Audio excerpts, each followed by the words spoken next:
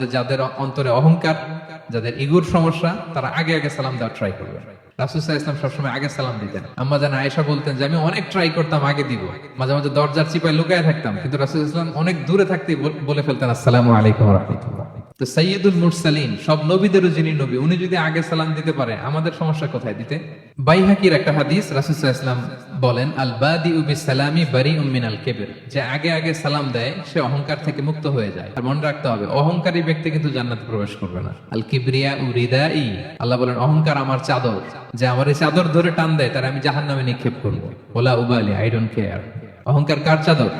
আল্লাহর চাদর। সো অহংকার যেন আমাদের হৃদয়ে না থাকে। অহংকার যদি দূর করতে চাই, আমরা আগে আগে সালাম দিব। পারা যাবে না? ড্রাইভারকে আগে সালাম দিবেন, বাসায় ঢোকার সময় দারোয়ানকে আগে সালাম দিবেন, কাজের বুয়া বা খালা আসলে খালার আগে সালাম দিয়ে দিবেন। পারা যাবে? তাইলে অহংকার থাকবে না হৃদয়ে। আমরা যেন আগে আগে সালাম দিই।